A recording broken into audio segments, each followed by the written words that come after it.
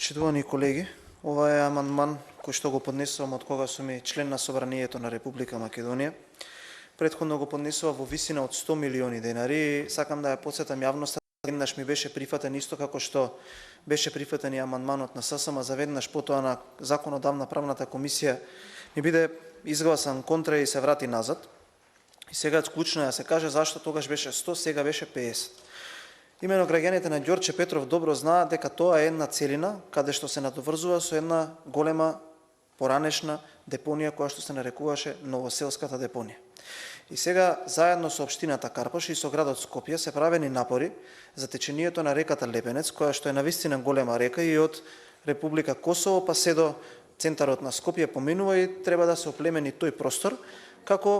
исто како реката Вардар, затоа што тоа е желба на повеќе општини, а најмногу на општините Чучер, Сандево, Ѓорче Петров и Карпош. Овој амандман беше врзан со таа Новоселска депонија заради тоа што покрај таму што имаше депонија која што беше голема како 10 фудбалски игралишта, заедно со ова крајбрежје кое што е полно ѓубриште, требаше да се направи една целина. Јас сакам тука да изразам една голема благодарност, бидејќи во последните 12 месеци се направи една работа која што досега беше незамислива за граѓаните на Ѓорче Петров. Таа голема депонија како 10 фудбалски игралишта едноставно исчезна и таму почна со изградба првиот мегапарк од 5 најавени, кои што заедно со сдружени сили го градат градот Скопје и општините каде што ќе бидат тие мегапаркови. Таму сега на депонија која што се прозира на општина од 10 на плоштина се извинувам од 10 фудбалски игралишта, се гради најмодерниот парк во целата Република Македонија, кој што ќе биде поголем од градскиот парк. 33.000 метри квадратни зелена површина во која што ќе има компатибилни содржини како патеки за шетање, патеки за родители со мали дечиња, за млади луѓе, клупи, објекти кои што ќе бидат со монтажен карактер и ќе наликува едно подрачје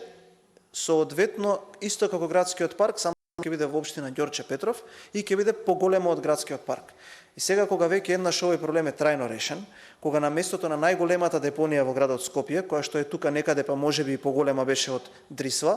која што до сега никој не успеал да реши, депонија се чисти и се создава и се вложува доста сериозна сума на средства која што е навистина респектабилна за да се издвои и да се вложи во општина како што е, би рекол, Ѓорче Петров, која што е приградска, и се создава нов модерен, најмодерен парк во Република Македонија, кој што очекувам да биде готов наредната година и да го користат сите жители на општина Ѓорче Петров. Треба соодветно на тоа и да ја завршиме и да го заокружиме целиот тој регион и да ја исчистиме реката, со што ќе го оплемениме тој простор и овие три општини ќе им дадеме еден простор кој што ќе биде многу поатрактивен за живење и за творење, бидејќи тоа е нешто што како држава можеме да си го дозволиме. Тука сакам да истакнам дека можеби сум видел све во овој политички дел на искуства, на размена на мислење, но никогаш не сум видел отворено политичка партија да се спротивставува на еден проект како што се спротивставува Социјалдемократскиот сојуз на Ѓорче Петров на ваквиот проект. Неколку пресконференции имаше во кои што исклучиво бараат да престане со изградба овој парк, да престане ова место да се оплеменува, да престане ова место да се посева со трева, со дрвја, над 1100 садници ќе треба да се посадат таму, патеките да престанат да се градат и не можам да поверувам некој да поднесе представка до Државниот инспекторат со цел да побара, да запрат градежните активности, да се казни фирмата која што е извач